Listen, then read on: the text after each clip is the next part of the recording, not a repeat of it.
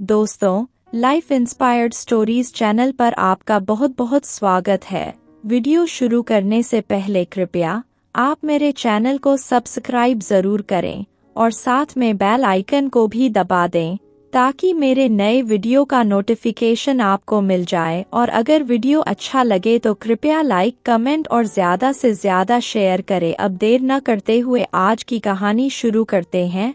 दोस्तों, क्या कोई मनुष्य होनी को बदल सकता है? क्या जो कुछ पहले से ही लिखा है उसको बदला जा सकता है? आज की इस दिलचस्प और रोचक कहानी से आपको पता चलेगा कि जब एक मनुष्य ने अपनी दौलत के दम पर होनी को बदलना चाहा तो फिर क्या हुआ। अगर आप भी ये जानना चाहते हैं तो कृपया वीडियो को अंत तक जरूर देखें। अब शुरू करते हैं। बहुत पहले की बात है। एक गांव में बलदेव सिंह नाम का जमींदार रहता था। उसके पूर्वजों द्वारा कमाई गई जायदाद के अलावा उसने भी बहुत सारा पैसा कमाया। इसी पैसे के घमंड के कारण वो किसी को कुछ नहीं समझता था। बलदेव सिंह के घर में एक रामू नाम का नौकर भी था। रामू बहुत ही ईमानदार था।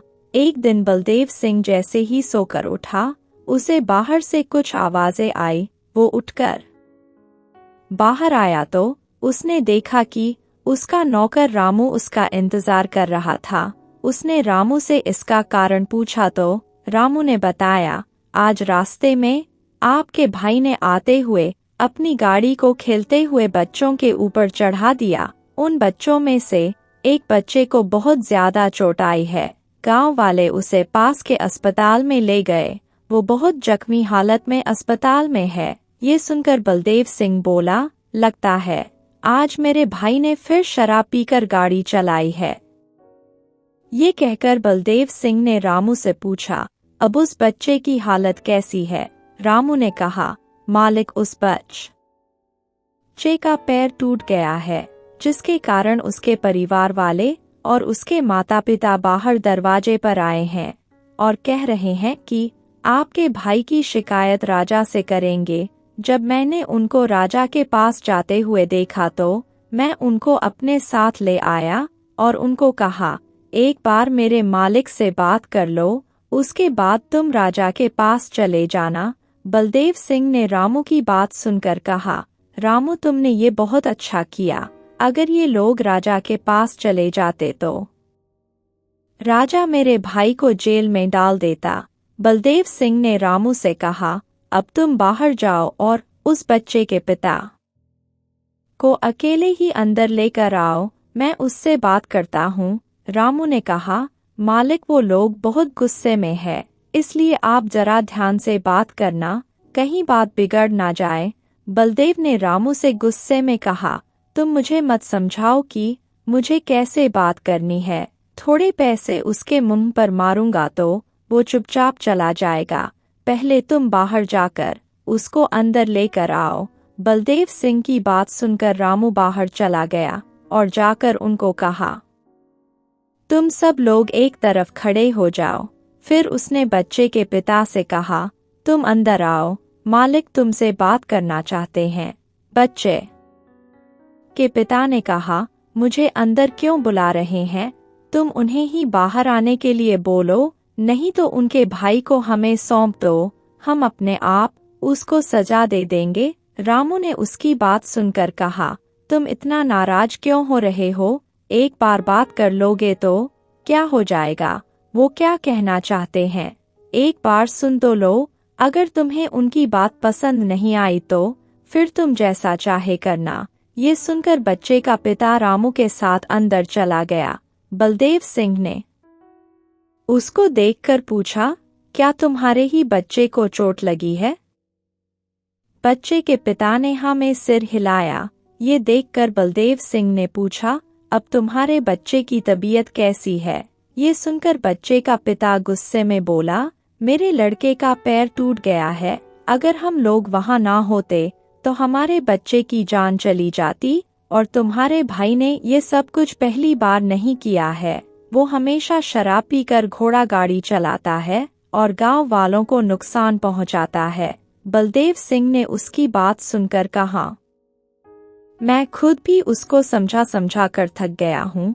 इस बार मैं उसे डांट कर समझाता हूँ। उसकी बात सुनकर बच्चे का पिता बोला, इस बार तुम्हारे भाई को बख्शा नहीं जाएगा। इस बार मैं राजा से शिकायत जरूर करूंगा और उसको सजा भी दिलवाऊंगा, क्योंकि आज उसने बच्चे का पैर तोड़ा है, कल को किसी की जान भी ले सकता है, इसलिए इस बार उसे माफी नहीं मिलेगी। बलदेव सिंह ने उसकी बात सुनकर कहा, इस तरह से जिद करने से क्या होगा? तुम्हारे बेटे का पैर टूट गया है, मैं उसका अच्छी तरह से इलाज करवाऊंगा और ऊपर से तुम्हें 1000 रुपए भी दूंगा। उसकी बात सुनकर बच्चे के पिता ने कहा, मैं यहाँ आपके पास पैसों के लिए नहीं आया हूँ। आप अपने भाई के बारे में कुछ बात करोगे, इसलिए मैं आया था। तुम मेरे बच्चे की चोट के बारे में नहीं सोच रहे हो, तुम सिर्फ अपने भाई के बारे में ही सोच रहे हो। कल को तुम्हारा भाई अगर किसी की जान ले लेगा, तब तुम क्या करोगे? बलदेव सिंह ने उसकी बात सुनकर कहा, तुम्हारी बात बिल्कुल सही है, लेकिन क्या तुम मेरी बात नहीं मानोगे? तुम्हारे बच्चे के इलाज का पूरा खर्चा मैं दूंगा। रामू पास में खड़ा ये सब कुछ सुन रहा था। उसने बच्चे के पिता से कहा, मालिक बिल्कुल सही कह रहे हैं। तुम एक बार सोच कर तो देखो, तुम्हें 1000 रुपए कमाने में कितना समय लगेगा? ये सुनकर बच्चे के पिता ने कहा, आप सब कुछ पैसों से नहीं खरीद सकते। वैसे भी बहुत बार तुम्हारे भाई को छोड़ दिया गया है, इस बार नहीं छोड़ेंगे। बलदेव सिंह ने बच्चे के पिता से कहा, तुम्हें मेरे भाई को सजा दिलवाकर क्या मिलेगा? मैं तुम्हारे बच्चे के इलाज के साथ साथ तुम्हें 2000 रुपए अभी देता हूँ और साथ में 500 रुपए अलग से इलाज के लिए भी अभी ले लो और इस बात को यहीं पर खत्म कर दो। इस तरह बलदेव सिंह ने कुछ देर बात करने के बाद बच्चे के पिता को चुप रहने के लिए मना लिया और उसे पैसे देकर घर भेज दिया। उसके जाने के बाद बलदेव सिंह हंसता हुआ बोला, देखा रामू, पैसे में कितनी ताकत है। इतना गुस्से में आया था और पैसे लेकर चुपचाप वापस चला गया। इस दुनिया में पैसों से हर चीज खरीदी जा सकती है। बलदेव सिंह की बात सुनकर रामू ने कहा, मालिक आप सही कह रहे हो, लेकिन सब कुछ पैसों से खरीदा जा सकता है, ये आपका वहम है, ऐसा नहीं हो सकता। फिर रामू ने कहा, मालिक आप अपने भाई को समझाइए, नहीं तो उसकी गलतियों का पैसा आप भरते ही रहोगे। बलदेव सिंह ने उसकी बात सुनकर गुस्से से कहा, तुम फालतू मत बोलो और जाकर कल का हिसाब लेकर आओ। उसी समय बलदेव सिंह की पत्नी लक्ष्मी वहां पर आई और बोली, 4 दिन बाद मेरी बहन की शादी है, आप जाकर उसके लिए एक सोने का हार लेकर आओ। बलदेव सिंह ने कहा, शहर में मेरा एक दोस्त है, उसकी बहुत बड़ी दुकान है, मैं अभी जाकर उससे हार लेकर आता हूँ। थोड़ी देर बाद बलदेव सिंह रामू को साथ लेकर शहर चला गया। जब वो जा रहे थे तो रास्ते में रामू ने कहा, मालिक यहाँ पास में एक बहुत बड़े साधु रहते हैं जो बहुत ही ज्ञानी और समझदार है। अब हम इस तरफ आए हैं तो क्यों ना एक बार उनके दर्शन करते चले। बलदेव सिंह ने उसकी बात सुनकर कहा, क्यों नहीं, उनके दर्शन करके ही हम आगे चलेंगे। इसी तरह दोनों साधु के पास पहुँचे। साधु एक पेड़ के नीचे बैठे हुए ध्यान लगा रहे थे। बलदेव सिंह और रामू उनके सामने जमीन पर बैठ गए। थोड़ी देर के बाद साधु ने आंखें खोली तो बलदेव सिंह और शिवा ने उन्हें प्रणाम किया। साधु ने उनको आशीर्वाद दिया और आने का कारण पूछा। बलदेव सिंह ने कहा, मेरे पास पूर्वजों का कमाया हुआ बहुत सा धन है। मैं तो ये सोच कर आया था कि आपका ये आश्रम बहुत छोटा सा है, अगर आप कहे तो मैं इसको तुड़वाकर बहुत बड़ा भवन बनवा देता हूँ, ताकि आप और आपके शिष्य आराम से रह सके। साधु ने कहा, बेटा हमें इस दुनिया के सुखों से क्या लेना देना, मुझे जितनी जरूरत होती है वो भगवान दे देता है। तभी वहां पर एक शिष्य आया और साधु से बोला, गुरुजी, 2 दिन पहले जो आदमी यहाँ आया था उसके बेटे की मृत्यु हो गई है। साधु ने ये सुनकर कहा, वो बहुत बीमार था और उसकी मृत्यु आज ही लिखी हुई थी। जीवन और मृत्यु को कोई भी नहीं रोक सकता, जो कुछ होना होता है वो होकर ही रहता है। बलदेव सिंह ने शिष्य के जाने के बाद साधु से कहा, आप कह रहे हो उसकी सेहत अच्छी नहीं थी, फिर उसने किसी अच्छे वैद्य को क्यों नहीं दिखाया? आप कह रहे हो कि गांव का सबसे बड़ा आदमी था, उसने पैसे खर्च करके अपने बेटे का इलाज अच्छे से नहीं करवाया होगा। साधु ने उसकी बात सुनकर कहा, जब मृत्यु का समय आता है तो चाहे कितने भी पैसे खर्च कर लो, उसको कोई नहीं रोक सकता।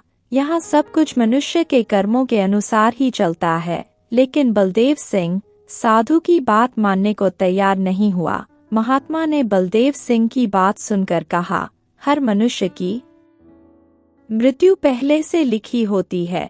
पैसों और मृत्यु का कोई संबंध नहीं है। वो तुम हो या फिर मैं हूँ, सभी को एक दिन मरना ही है। बलदेव सिंह ने साधु की बात सुनकर कहा, फिर तो आप ये भी बता सकते हो कि मेरी मृत्यु कब होगी? साधु ने उसको टालने की बहुत कोशिश की और कहा, तुम अभी मेरे दर्शन करने आए हो, इसलिए मेरा तुम्हारी मृत्यु के बारे में बात करना उचित नहीं है। साधु की बात सुनकर बलदेव सिंह ने कहा, इसका मतलब तुम कुछ भी नहीं जानते। साधु ने उसकी बात सुनकर कहा, बेटा तुम इसके बारे में कुछ भी सोचो, मुझे फर्क नहीं पड़ता। बलदेव सिंह फिर बोला, मैं तुमसे कितनी बार पूछ रहा हूँ और तुम बताना नहीं चाहते, इसका मतलब तो यही हुआ कि तुम कुछ भी नहीं जानते और ऐसे ही भोले भाले लोगों को बेवकूफ बना रहे हो। साधु ने उसकी बात सुनकर कहा, जिस दिन मनुष्य अपनी मृत्यु के बारे में पहले जान लेगा, वो कभी शांति से नहीं रह पाएगा। इसलिए मृत्यु जिस दिन आएगी, बिना जाने ही अच्छा है। बलदेव सिंह ने फिर कहा, आप बताओगे कि नहीं, मेरी मृत्यु कब होगी? इस पर साधु ने कहा, अब तुम जब इतनी जिद कर रहे हो तो मुझे बताना ही होगा।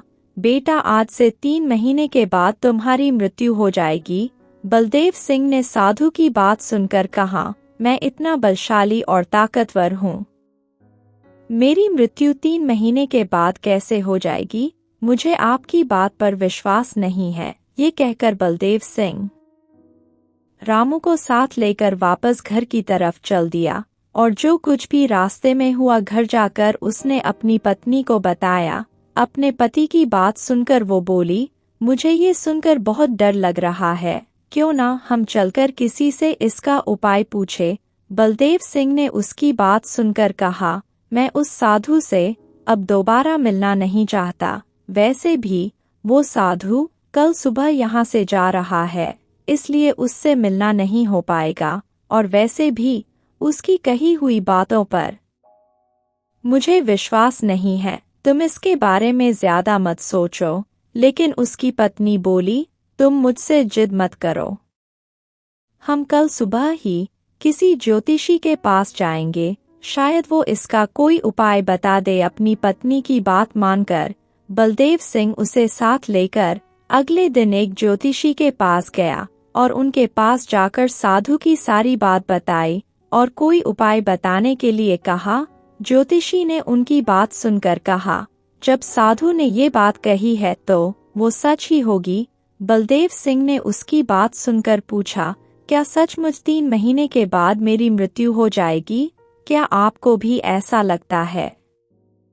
ज्योतिषी ने कहा, आपकी कुंडली के अनुसार जैसा उन्होंने कहा है वैसा ही होगा, इसलिए इन 3 महीनों में तुम जितना दान पुण्य कर सकते हो कर लो, वो आपके लिए अच्छा होगा।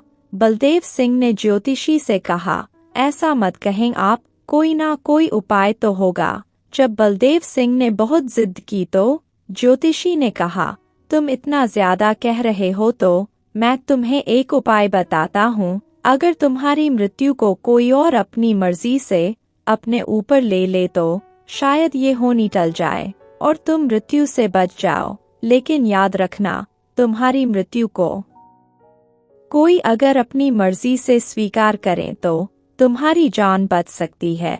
बलदेव सिंह ने पूछा, आपका मतलब ये है कि कोई भी मेरी मृत्यु को अपनी मर्जी से अपने ऊपर ले ले तो मेरी जान बच सकती है? ज्योतिषी ने कहा, हाँ मैं यही बोल रहा हूँ।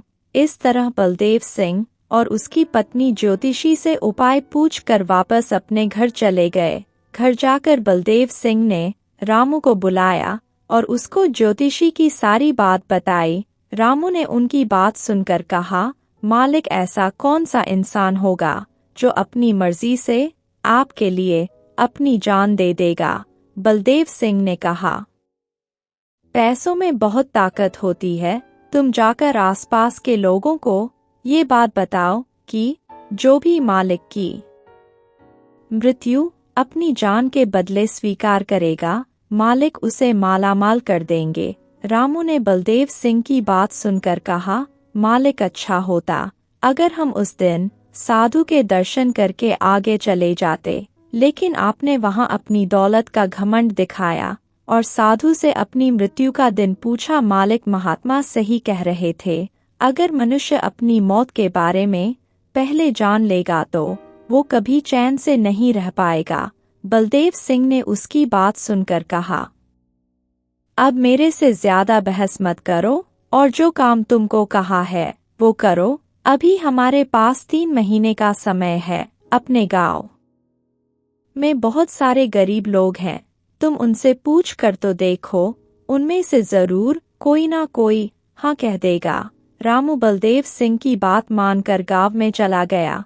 रास्ते में रामू को एक बहुत ही गरीब आदमी नजर आया। रामू ने उससे पूछा तो उसने इनकार कर दिया और बोला, वैसे भी बलदेव सिंह बहुत ही घमंडी आदमी है, उसके लिए कौन अपने प्राण देगा। ये कहकर वो आदमी जाने लगा तो रामू ने उसको कहा, तुम गांव में किसी और से बात करके देखो जो बहुत ज्यादा गरीब हो।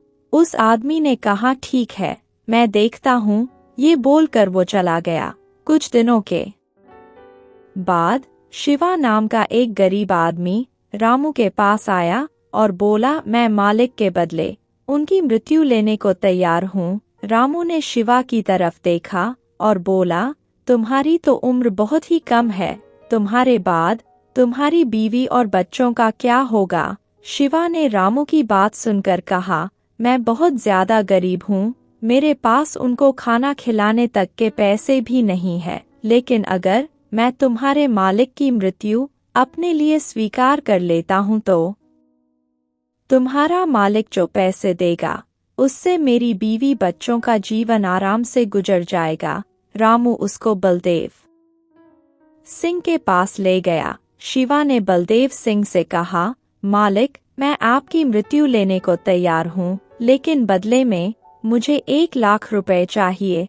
बलदेव सिंह उसकी बात सुनकर खुश हो गया। वो बोला, हाँ क्यों नहीं, मैं तुमको 1 लाख रुपए अभी देता हूँ। शिवा ने बलदेव सिंह से कहा, मालिक मेरी आपसे प्रार्थना है, इस बात को मेरे घर वालों को पता नहीं चलना चाहिए, मेरी मृत्यु के बारे में सुनकर वो सह नहीं पाएंगे। बलदेव सिंह ने कहा, मैं वचन देता हूँ ये बात तुम्हारे घर वालों को नहीं बताऊंगा। इस तरह शिवा वहां से पैसे लेकर चला गया। उसके जाने के बाद बलदेव सिंह ने रामू से कहा, तुम बोल रहे थे ना, पैसों से जीवन नहीं खरीदा जा सकता। ये देखो मैंने 1 लाख रुपए के बदले में होनी को ही बदल कर रख दिया। पैसों से सब कुछ खरीदा जा सकता है। रामू ने उसकी बात सुनकर कहा, मालिक वो बहुत गरीब था, इसलिए आपकी बात मान गया। उसने ये सोचकर ऐसा किया कि अगर मैं दुनिया में ना रहा तो कोई बात नहीं, लेकिन मेरे बाद मेरा परिवार तो सुखी रहेगा। बलदेव सिंह ने हंसते हुए कहा, अब हम 3 महीने के बाद उस साधु के पास चलेंगे और उसको बताएंगे कि पैसों से सब कुछ खरीदा जा सकता है। इस तरह बलदेव सिंह अब आराम से जीवन जीने लगा। 3 महीने के बारे में अब वो भूल ही गया था। एक दिन बलदेव सिंह शहर से वापस आ रहा था, तो रास्ते में उसने शिवा को देखा। बलदेव सिंह उसको देखकर चकित रह गया। वो सोचने लगा, ये अभी तक जिंदा कैसे है? क्या अभी तक 3 महीने हुए नहीं है? कहीं साधु और ज्योतिषी ने मुझे बेवकूफ तो नहीं बनाया? उसने अपनी घोड़ा गाड़ी रोकी और शिवा को बुलाया और उससे पूछा, तुम यहाँ कहाँ घूम रहे हो? शिवा ने कहा, मालिक, आज मेरा आखिरी दिन है। आज 3 महीने पूरे हो रहे हैं, इसलिए मैं अपने बच्चों और बीवी के लिए शहर से कुछ लेने गया था। अब कल से मैं नहीं रहूंगा ना, इसलिए उन्हें आज मैं अच्छी तरह से खुश देखना चाहता था। बलदेव सिंह ने उसकी बात सुनकर कहा, अच्छा, आज तुम्हारा आखिरी दिन है, चलो मैं भी गांव में जा रहा हूँ। तुम भी मेरे साथ गाड़ी में बैठ जाओ, मैं तुम्हें भी छोड़ देता हूँ। रास्ते में बलदेव सिंह को शिवा ने बताया, मालिक, आपके दिए हुए पैसों से मैंने अपने परिवार के रहने खाने पीने सबका अच्छी तरह से इंतजाम कर दिया है। अब वो मेरे जाने के बाद आराम से सुखी जीवन बिताएंगे। अभी वो बातें कर ही रहे थे कि बहुत तेज बारिश होने लगी और साथ में भयंकर बिजली कड़कने लगी। बलदेव सिंह इस मौसम में बारिश और बिजली को देखकर चकित रह गया। उसने सोचा, लगता है आज इसके मरने का समय आ गया है। अगर मैं इसके साथ रहा तो मेरी जान को भी खतरा हो सकता है। ये सोचकर उसने घोड़ा गाड़ी रोक दी और शिवा को कहा, मुझे यहाँ कुछ काम है, तुम यहाँ उतरकर अपने गांव चले जाओ, मैं थोड़ी देर के बाद आता हूँ। बलदेव सिंह के कहने पर शिवा वहाँ पर उतर गया। अभी बलदेव सिंह शिवा को उतारकर थोड़ा आगे ही गया था कि बलदेव सिंह की गाड़ी के ऊपर बिजली गिरी और बिजली गिरने से बलदेव सिंह की मृत्यु हो गई। जब रामू को ये पता चला तो वो ज्योतिषी से मिलने के लिए चला गया और जाकर उनको कहा, ये क्या हुआ ज्योतिषी जी? आपके कहने के अनुसार ही मालिक ने अपनी मृत्यु किसी और व्यक्ति को दे दी थी, लेकिन आज वो व्यक्ति जिंदा है और मेरे मालिक की मृत्यु हो गई है। आपने मेरे मालिक को धोखा क्यों दिया? ज्योतिषी ने रामू की बात सुनकर कहा, मैंने तुम्हारे मालिक को उस दिन कहा भी था कि होनी को कोई भी नहीं बदल सकता। जब मृत्यु का समय आएगा उसे कोई नहीं रोक सकता, लेकिन तुम्हारे मालिक ने दौलत के घमंड की वजह से मेरी बात नहीं सुनी, इसलिए मुझे ऐसा कहना पड़ा। पर वैसे भी अगर पैसों से जीवन खरीदा जा सकता तो इस दुनिया में कोई भी अमीर आदमी कभी मरता ही नहीं। रामू ने ज्योतिषी की बात सुनकर कहा, पैसों से सब कुछ खरीदा जा सकता है, ये मेरे मालिक सोचते थे, लेकिन पैसों से जीवन की कीमत नहीं लगाई जा सकती। दोस्तों, होनी कभी भी नहीं बदल सकती।